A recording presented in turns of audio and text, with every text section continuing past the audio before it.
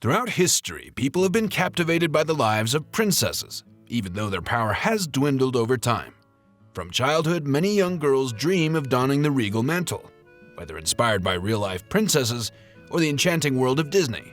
But the reality can be far from it. In 1792 France, being a princess was dangerous, as seen in the tragic fate of Marie Theresa Louise of Savoy, the Princess de Lamballe. The French Revolution, starting in 1789, aimed to overthrow the absolute monarchy and challenge the wealth and privilege of the monarchy and nobility.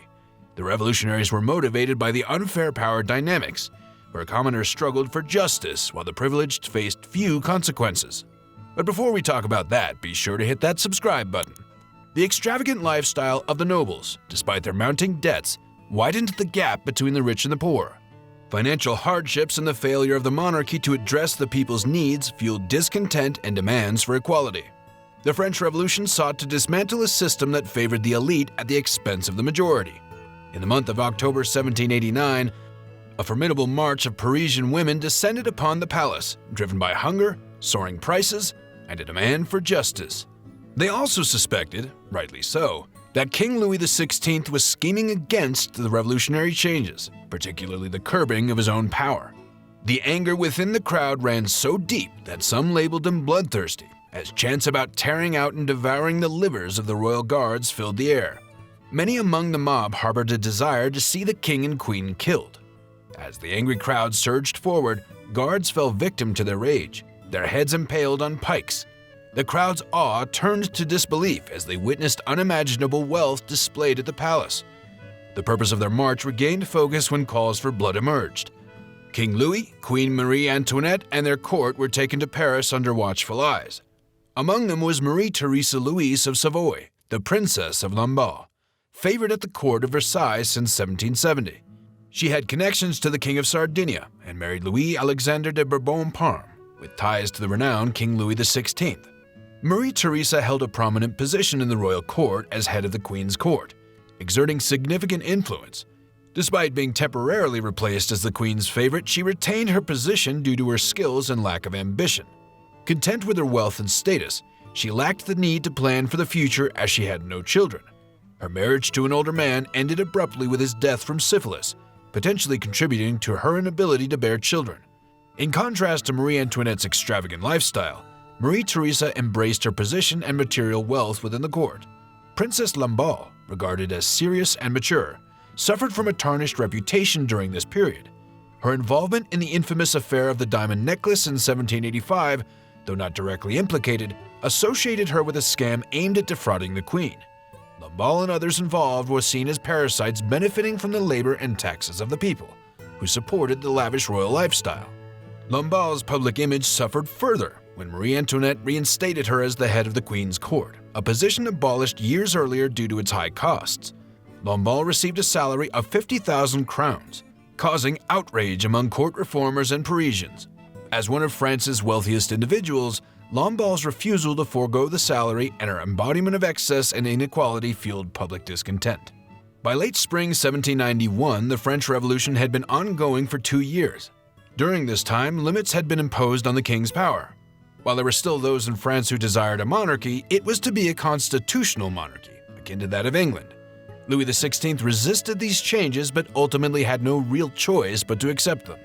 By early June, it became apparent to Louis, who was not known for his astuteness, that many people in Paris and across France sought to abolish the monarchy and possibly eliminate him and his family. In response, Louis, Marie Antoinette, and their children decided to disguise themselves and escape. They planned to cross the Rhine River and seek refuge in Austrian-controlled territory, which is now part of Germany. Louis and the Queen had been in secret correspondence with other European royals, who suggested he flee, gather an army, and attempt to regain absolute power with their assistance. Unfortunately for Louis, some of his letters and escape plans were discovered. When the royal coach was about 60 miles from Versailles, it was intercepted, and its occupants were returned to Paris. From that point on, the king and queen were held under guard at the Tuileries Palace in the heart of the city. They would never see Versailles again. About a year later, a rumor spread that the king and queen had been in contact with foreign powers who were plotting to invade France, reinstate the king, and overthrow the revolution. This rumor incited thousands of Parisians to march to the Tuileries, with the intention of either killing or arresting the royal family. On August 10, 1792, the mob stormed the palace, resulting in a brutal bloodbath. Approximately 200 people in the crowd were killed by the guards, who were tasked with protecting the royals and preventing their escape. However, the guards themselves were not the ones who suffered the most. Around 600 guardsmen, members of the king's bureaucracy, and nobles staying with the royal family were killed. Louis XVI eventually surrendered himself and his family to the authorities, who were beginning to restore order towards the end of the afternoon. While many in the revolutionary crowd were shot, most of the 600 killed were brutally hacked to death.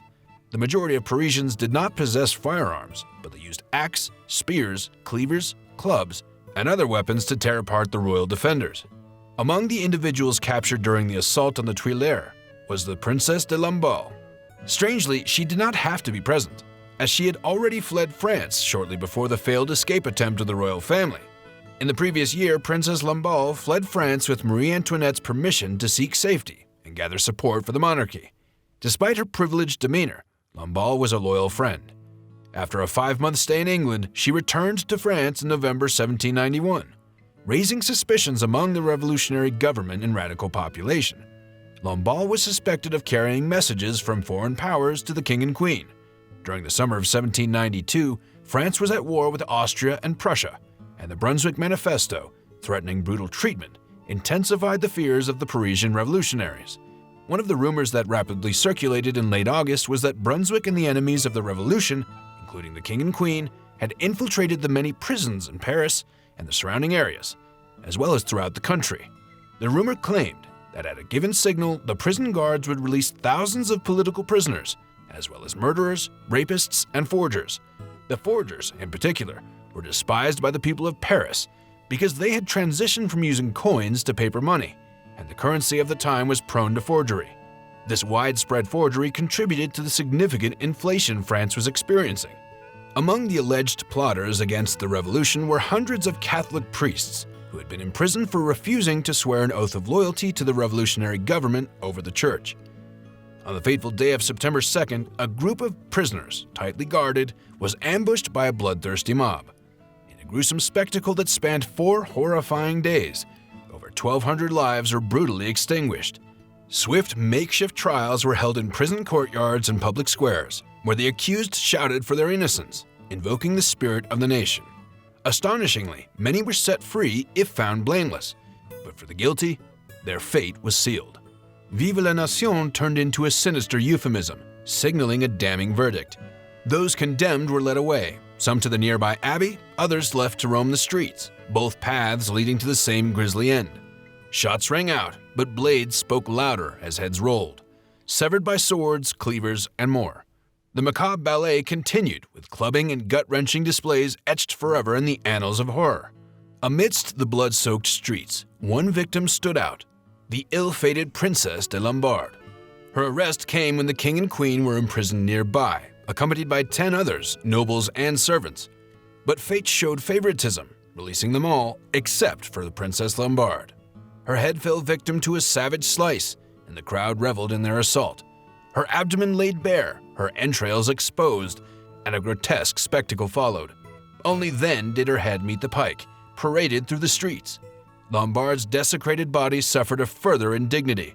Private parts hacked off, breasts displayed, the mob's frenzy knew no bounds. Yet, after the mayhem subsided, her head was finally reunited with her body and laid to rest. News of France's esteemed noble, Princess Lamballe, spread like wildfire, igniting a mix of revulsion and grim acceptance. Many believed her demise was a just reward for a class that had oppressed the people for centuries. While revolutionaries saw her as deserving of her fate, royalists, expatriates, and foreign powers seethed with anger, vowing to quash the revolution that had taken her life. Lamballe's tragic end became a potent tool for propaganda.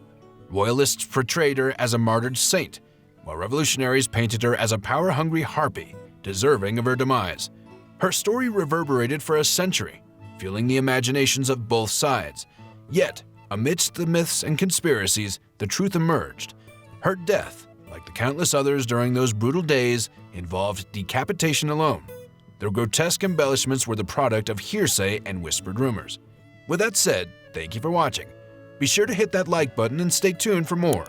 See you in the next video. Till then, take care.